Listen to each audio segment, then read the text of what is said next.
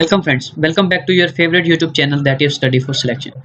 तो फ्रेंड्स, आज हम पढ़ेंगे 22 दिसंबर के मोस्ट इंपोर्टेंट करंट अफेयर्स और जानेंगे कि किस तरह के करंट अफेयर्स एग्जाम में पूछे जाते हैं। तो विदाउट वेस्टिंग द टाइम इस लेक्चर को शुरू करते हैं और देखते हैं कि कौन कौन से मोस्ट इंपोर्टेंट 22 दिसंबर में करंट अफेयर्स रहते हैं।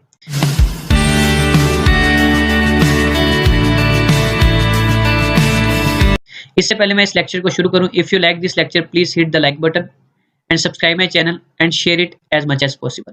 तो चलिए फ्रेंड्स, इस लेक्चर को शुरू करते हैं। सबसे पहला करंट अफेयर है जो union minister of environment, forest and climate change है, जिनका नाम प्रकाश जावड़ेकर है। उन्होंने एक स्टेटस रिलीज करा है किसके ऊपर? लेपर्ड्स के ऊपर, जो कि इंडिया के लेपर्ड्स हैं, तेंदुए हैं, उनके ऊपर एक स्टेटस रिलीज करा है और बताया है कि जो आज के टाइम पे उनकी जनसंख्या है, जो एट प्रेजेंट उनकी काउंटिंग है, वो कितनी है। एट प्रेजेंट जो हमारे 2020 का जो स्टेटस आया है उसमें बताया गया है कि इंडिया में 12,852 है और 2014 में कितने थे? 7,910। तो आप देख पा रहे हैं कि कितना ये जो इनकी जो काउंटिंग है बढ़ चुकी है with in the couple of years. 2014 से लेकर 2020 में 12,852 तक पहुंच चुकी है। तो और इन्होंने बताया है कि जो मेन स्टेट्स हैं जहां पे इनकी सबसे ज्यादा काउंटिंग है वो कौन कौन सी है? मध्य प्रदेश, कर्नाटका एंड महाराष्ट्र। मध्य प्रदेश में कितना बता रहा है? 3,421 है। कर्नाटका में 1,783 है और महाराष्ट्र में 1,690। तो आपको यही याद रखना है कि एग्जैक्ट फिगर कितनी है जो 2020 के हिसाब से एट प्रेजेंट जो उनका स्टेटस है, कितनी उनकी पॉपुलेशन है, वो कितनी है? 12,852। आगे बढ़ते हैं। नेक्स्ट वन इज जो इंडिया का फर्स्ट सेंटर ऑफ एक्सीलेंस है स्किल डेवलपमेंट के लिए पावर सेक्टर में, वो कहां पर खोला गया है? गुरुग्राम में। तो एग्जामिनर आपको पूछेगा कि जो इंडिया का फर्स्ट सेंटर ऑफ एक्सीलेंस है स्किल डेवलपमेंट का पावर सेक्टर में, वो कहां खोला गया है? आपने बताना है गुरुग्राम।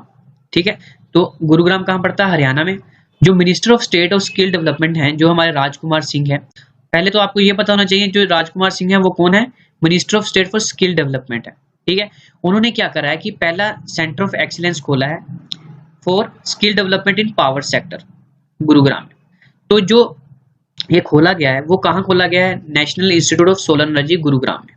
ठीक है, अब तीसरा क्वेश्चन इसमें से क्या बनेगा कि इसको सेटअप किसके द्वारा किया गया है? इसको सेटअप किसके द्वारा किया गया है? वो किया गया है ministry of skill development and entrepreneurship, government of India. ये दो चीजें हैं और इनका कोलैबोरेशन किसके साथ है? Ministry of national education and youth के साथ and government of France and Schneider Electric के साथ। तो आपको ये क्वेश्चन पूछेगा सबसे पहले कि skill development in power sector कहाँ है? गुरुग्राम में है। और इसका क्या चीज खोला गया? वो सेंटर ऑफ एक्सीलेंस खोला गया। और किसने खोला? राजकुमार सिंह ने, जो कि हमारे minister of state for skill development है। आगे बढ़ते हैं। नेक्स्ट क्या है कि जो J&K की टेरिटरी है, ठीक है, जो J&K रीजन है, वहां पर हमारे प्राइम मिनिस्टर मोदी जी ने क्या करा है? एक हेल्थ इंश्योरेंस स्कीम लॉन्च करी। तो J&K में प्रधानमंत्री ने एक हेल्थ इंश्योरेंस स्कीम लॉन्च की है जिसका नाम क्या है? सेहत। बस कुछ नहीं याद रखना, सेहत कहाँ की स्कीम है? J&K की है। और कौन सी स्कीम है? Health insurance scheme. और जो अलग से चीजें एडिशनली एग्जामिनर पूछ सकता है वो क्या क्या है कि लेफ्टिनेंट गवर्नर कौन है J&K का? वो है मनोज सिन्हा। कौन है? मनोज सिन्हा। और यहाँ पे जो नेशनल पार्क कौन कौन से हैं? द चिंगम, सलीम अली और किश्तवाड़।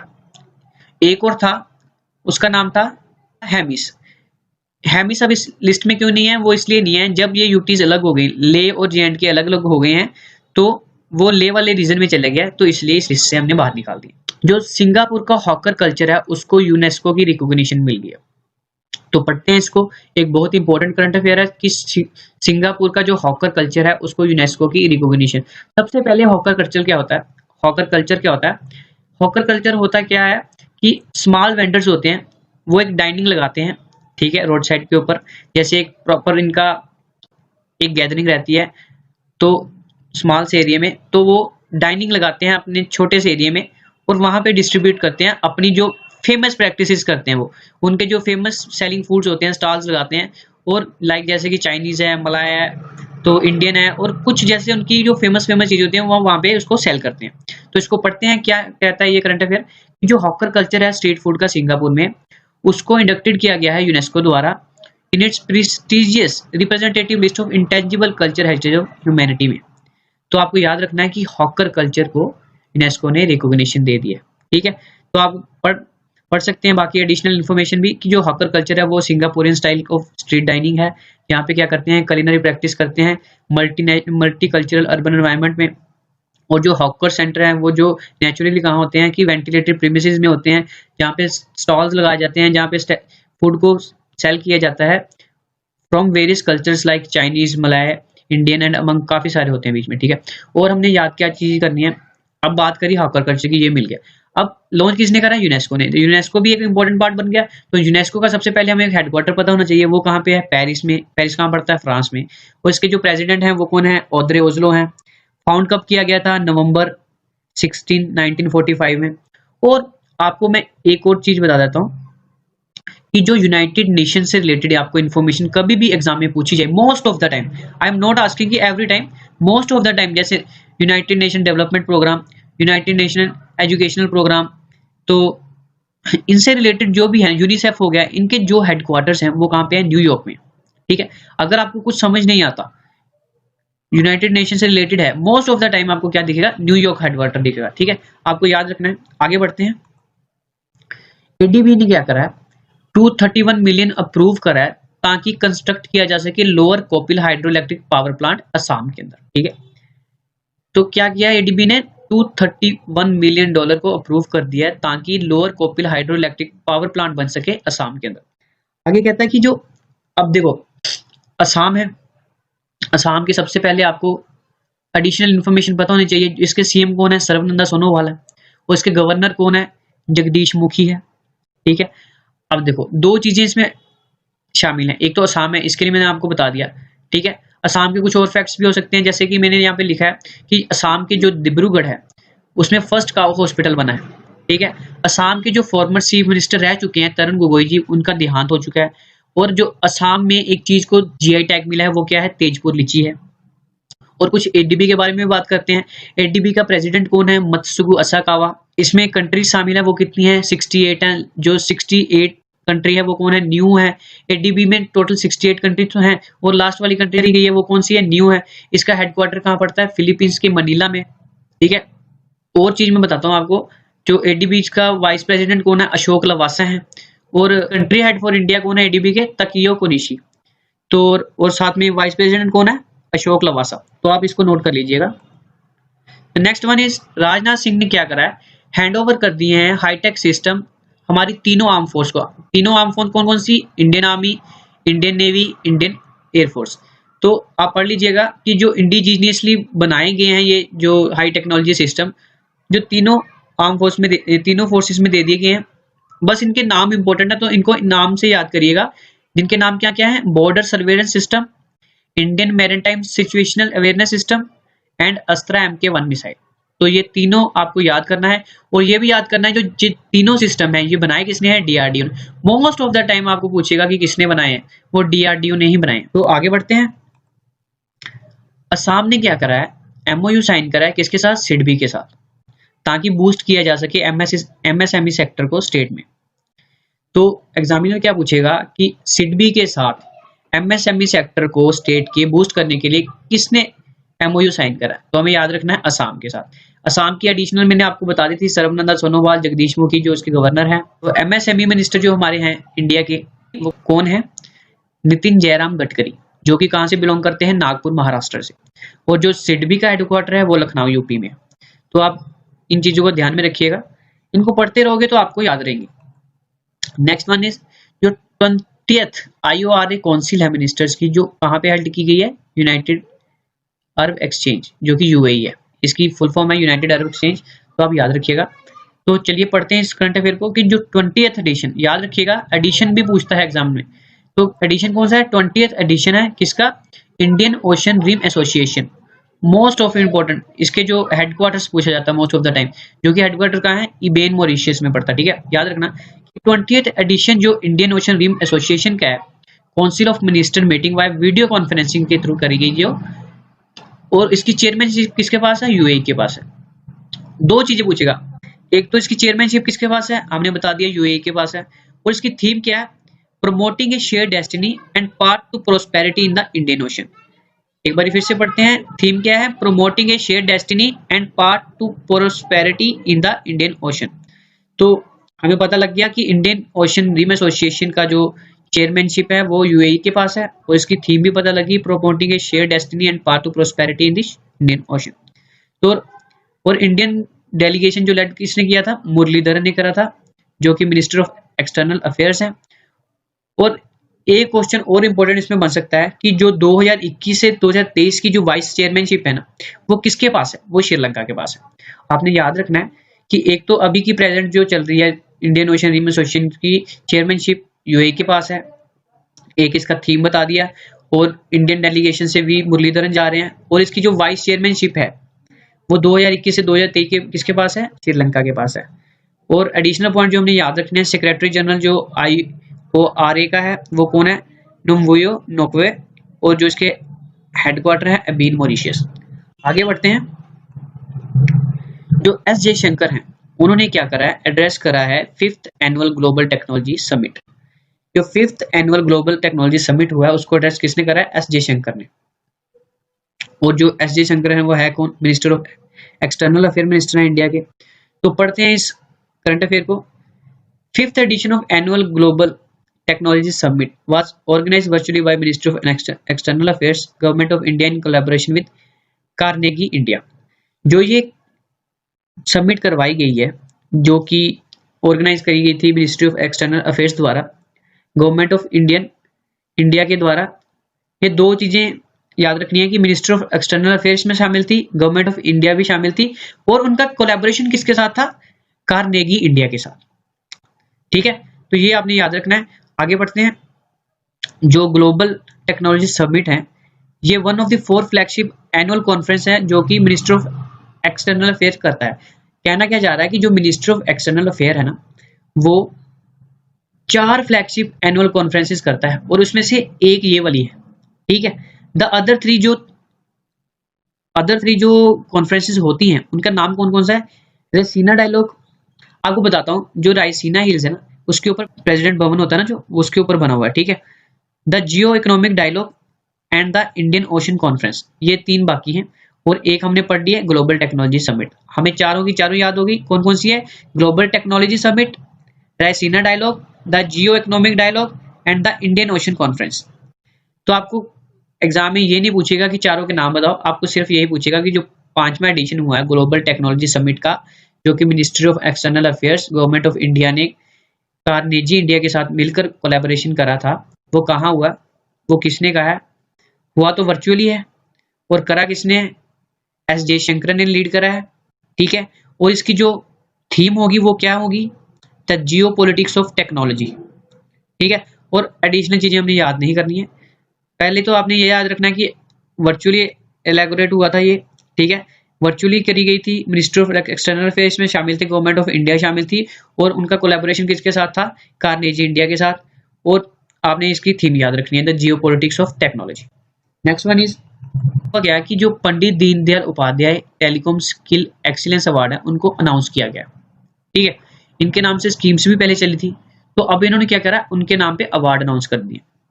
तो हुआ गया कि जो रविशंकर प्रसाद जी हैं उन्होंने प्रेजेंट करे हैं Pandit Deendayal Upadhyay telecom skill excellence award. उसमें है क्या कि 50,000 और 30,000 का कैश प्राइज है, जो 2 अवार्डी सिलेक्ट किए जाएंगे उनके लिए। तो जो नॉमिनेशंस थे वो पहली बार कब किए गए थे? 2018 में किए गए थे। अब सुनो कि जो अवार्डी हैं जिनको ये पैसे मिले हैं उन्होंने करा क्या है। पहला जो अवार्डी है वो है श्रीनिवास कर्मन। ठीक है, और जो श्रीनिवास कर्मन है उनको सिलेक्टेड किया गया फर्स्ट प्राइज के लिए। उनकी कंट्रीब्यूशन क्या थी? उन्होंने क्या बनाया था? एक टेक्निकल सोल्यूशन बनाया था, किस नाम से? सी मोबाइल नाम से, जिसमें क्या था कि डीप सी कम्युनिकेशन कर सकते हैं, जो कि ऑपरेट कहाँ किया जाएगा? केरला कोस्ट के ऊपर, जो कि फैसिलिटेट करवाएगा communication among fisherman and issue of weather alert. अब जो फिशरमैन वहां पे होते हैं उनके बीच में वो कम्युनिकेशन करने में हेल्प करेगा, और जो वेदर का अलर्ट जो हमें चाहिए होता है कि जब मौसम बिगड़ जाता है उसके बारे में हमें पता नहीं लगता, और उसके बारे में भी अब ये बताएगा। तो इसलिए उनको फर्स्ट प्राइज दिया गया, उनको 50,000 रुपीज दिए जाएंगे। और दूसरा जो प्राइज दिया गया है वो किसको दिया गया है? वो सुब्रत कार को दिया गया है। ये कहाँ से है? न्यू दिल्ली से है, उनको सेकंड प्राइज क्यों दिया गया है और उन्होंने क्या किया है, फॉर इस innovative solution of development and deployment of large scale sensor network. इन्होंने एक लार्ज स्केल सेंसर नेटवर्क बनाया है और डिवाइस बनाया है ताकि ट्रेन एनिमल कोलिजन ना हो सके। ठीक है, जैसे ट्रेन के आगे एनिमल आ जाते हैं तो उसको बचाने के लिए, उस एनिमल को बचाने के लिए उन्होंने एक लार्ज स्केल सेंसर नेटवर्क बनाया है। नेक्स्ट वन इज, अब कई लोग एग नहीं खाते हैं तो उनके लिए ये बहुत ही हैप्पी न्यूज़ है कि वेजिटेरियन एग आ चुका है मार्केट में। तो क्या है न्यूज़, ये पढ़ते हैं। The innovation of plant based mock egg बनाया गया है। किसने बनाया है? प्रोफेसर काव्या दशोरा ने। और वो कहाँ से है? Centre for rural development and technology IIT Delhi से। उन्हें फर्स्ट प्राइज दिया गया है at innovate for SDG contest में by united nation development programme में एक्सेलरेटर लैब इंडिया के थ्रू। ठीक है, तो क्वेश्चन क्या आएगा एग्जाम में कि वो कौन सी डॉक्टर हैं जिसने मोक एग बनाया है। ठीक है, तो मोक एग किसने बनाया? प्रोफेसर काव्या दशोरा ने। और वो कौन से इंस्टीट्यूट को बिलोंग करती हैं? तो आपने याद रखना है centre for rural development and technology IIT Delhi. ठीक है, उनको फर्स्ट प्राइज दिया गया है। और कॉन्टेस्ट कौन सा था? Innovate for SDG। ठीक है, वो ये दिया किसने था? यूनाइटेड नेशन डेवलपमेंट प्रोग्राम ने। ठीक है, और उनका जो इनिशिएटिव था एक्सेलरेटर लैब इंडिया। तो ठीक है, सबसे पहले सबसे मोस्ट इंपोर्टेंट चीज यही होगी कि जो मोक एग बनाया है वो किसने बनाया है? वो बनाया है प्रोफेसर काव्या दशोरा। ठीक है, और जो अवार्ड मनी दी गई थी इसके अंदर वो यूनाइटेड स्टेट डॉलर्स थे 5000। तो आगे बढ़ते हैं। जो वेटरन जर्नलिस्ट हैं and first official RSS spoke person MG वैद्य जो हैं वो पास अवे हो चुके हैं। अब जो मोस्ट इंपॉर्टेंट चीज है इनके बारे में वो क्या चीज है कि ये तो एक RSS को बिलोंग करते थे। ठीक है, राष्ट्रीय स्वयं सेवक संघ को बिलोंग करते थे। ठीक है, और एक ये जर्नलिस्ट थे, संस्कृत स्कॉलर थे and first official spoke person थे RSS के। ठीक है, 1943 में इन्होंने RSS को ज्वाइन करा था और काफी सारे इंपॉर्टेंट काम कर रहे थे RSS के लिए। तो आपने याद रखना है कि इनका नाम क्या है? MG Vaidya. Next one is, जो वेटरन कांग्रेस लीडर हैं मोतीलाल वोरा। मोस्ट इंपॉर्टेंट याद रखिएगा इसको कि जो वेटरन कांग्रेस लीडर मोतीलाल वोरा हैं उनका भी निधन हो चुका है। अब ये इंपॉर्टेंट क्यों बनते हैं? ये इसलिए इंपॉर्टेंट बनते हैं क्योंकि इनको बहुत बारी अलग अलग पोस्ट के ऊपर चुना गया। सबसे पहले क्या हुआ कि ये जो मध्य प्रदेश असेंबली से 6 बारी चुने गए। ठीक है, और 2 बार इन्होंने चीफ मिनिस्टर भी स्टेट के रहे हैं। ठीक है, 6 बार तो मध्य प्रदेश असेंबली से इलेक्टेड किए गए हैं और 2 बार CM रह चुके हैं। जो राज्यसभा के मेंबर 4 बार रहे हैं, लोकसभा के मेंबर 1 बार रहे हैं और यूपी के गवर्नर भी रहे हैं, as well as union minister of health and family welfare भी रह चुके हैं। तो आपने याद रखना है कि इतने सारे डेजिग्नेशन होल्ड कर चुका बंदा जब उसकी कोई आर्बिट्रेरी आती है तो हमें मोस्ट इंपोर्टेंटली उसको याद करना ही करना है। तो मोतीलाल वोरा कौन है? कांग्रेस लीडर हैं जिनका भी निधन हो चुका है। ठीक है, तो नेक्स्ट बढ़ते हैं। जो वर्ल्ड बैंक हैं उन्होंने अलग अलग प्रोजेक्ट्स को अप्रूव करा है ताकि सपोर्ट की जा सके डेवलपमेंट में इंडिया की। तो पढ़ते हैं इस जो इन्होंने 4 जो प्रोजेक्ट जिसकी कॉस्टिंग की गई है $800 मिलियन से ज़्यादा, तो वो कौन कौन से प्रोजेक्ट्स हैं? तो पढ़ते हैं। जो वर्ल्ड बैंक है has approved 4 project worth over $800 million.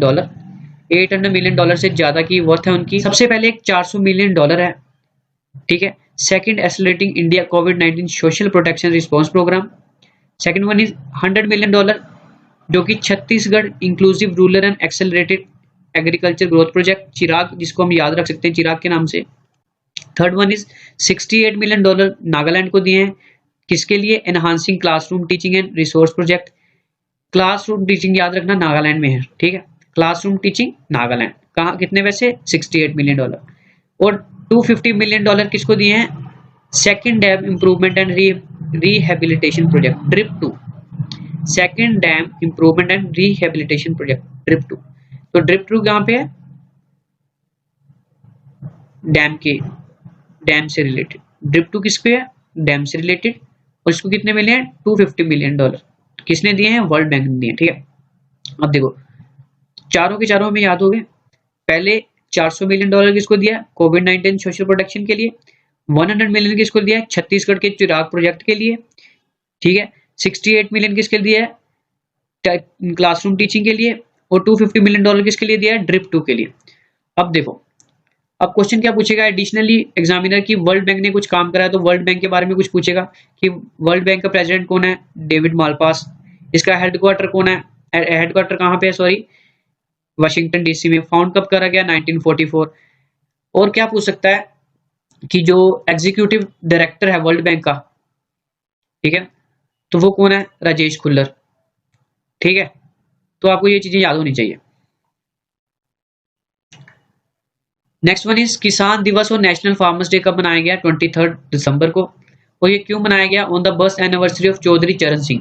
Chaudhary Charan Singh एक बहुत ही इंपॉर्टेंट पर्सन थे जो कि हमारे इंडिया के प्रेसिडेंट नहीं सॉरी प्राइम मिनिस्टर रह चुके हैं। फिफ्थ नंबर के प्राइम मिनिस्टर थे हमारे इंडिया के, चौधरी चरण सिंह। तो आपको याद रखना है कि फिफ्थ, एक तो स्टैटिक क्वेश्चन ये बनेगा कि फिफ्थ प्रेसिडेंट ऑफ इंडिया कौन थे? चौधरी चरण सिंह।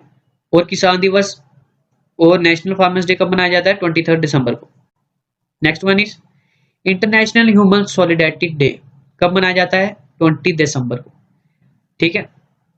आपको यही याद रखना है कि 20 दिसंबर को क्या मनाया जाता है? International solidarity day. Next one is, अब गवर्नमेंट ने क्या डिसाइड करा है कि एक हाई लेवल कमेटी बनाई जाए to commemorate the 125th birth anniversary of Netaji Subhash Chandra Bose. तो क्या कहना चाह रहा है कि जो 125th बर्थ एनिवर्सरी हुई है नेताजी सुभाष चंद्र बोस की, उसको कोमेमोरेट करने के लिए गवर्नमेंट ने डिसाइड किया है कि एक हाई लेवल कमेटी बनाई जाए। अगर कोई कमेटी बनाई है तो सबसे पहले क्वेश्चन ये आता है कि उस कमेटी का हेड कौन होगा? उस कमेटी को हेड कौन कर रहा है? अमित शाह जी, ठीक है। तो आपने याद रखना है जो हमारे होम मिनिस्टर हैं अमित शाह जी, उसको हेड कर रहे हैं। नेक्स्ट वन इज, जो तमिलनाडु के सीएम हैं के पलानी स्वामी, इनका पूरा नाम क्या है? एड्डापेड्डी के पलानी स्वामी। अब ये क्या कर रहे हैं कि जो तमिलनाडु के सीएम है पलानी स्वामी, उन्होंने क्या करा है कि डिस्ट्रीब्यूट कर रहे हैं 2500 रुपया और एक गिफ्ट हैम्पर दे रहे हैं। किसके लिए? पोंगल फेस्टिवल के लिए, ठीक है। तमिलनाडु में पोंगल फेस्टिवल मनाया गया है, तो वहां पे क्या कर रहे हैं कि पलानी स्वामी 2500 रुपया कैश दे रहे हैं और एक उसके साथ गिफ्ट हैम्पर दे रहे हैं, ठीक है। याद रखिएगा कि पोंगल फेस्टिवल कहाँ मनाया जा रहा है? तमिलनाडु में। Thank you very much for watching this video. अगर आपको मेरा लेक्चर पसंद आया और आपको लगा कि ये आपके लिए बेनिफिशियल है तो प्लीज़ इसको लाइक करिएगा और जितना हो सके शेयर करिएगा अपने फ्रेंड्स के साथ, ताकि उन्हें भी पता चल सके करंट अफेयर्स के बारे में। और मैं आने वाले दिनों में बहुत कोशिश करूंगा कि आपके साथ रेगुलर जुड़ूं और आपको ज़्यादा से ज़्यादा कंटेंट प्रोवाइड करवा सकूँ। और प्लीज़ कमेंट में बताइएगा कि हमें क्या चीज़ें इंप्रूव करनी है और कौन कौन से मटेरियल आपको चाहिए। लाइक अभी नेक्स्ट वीडियो में डाल रहा हूँ आपको जो भी एग्जाम पॉइंट ऑफ व्यू से लेटेस्ट इंडेक्सेस हैं जो आपके एग्जाम पॉइंट ऑफ व्यू से बहुत ज़्यादा इंपॉर्टेंट है और आपको एग्जाम में 101% आएंगे। तो आई होप मैं जल्दी से जल्दी उस वीडियो को भी पब्लिश करूँगा। तो thank you very much for watching this video. Thank you.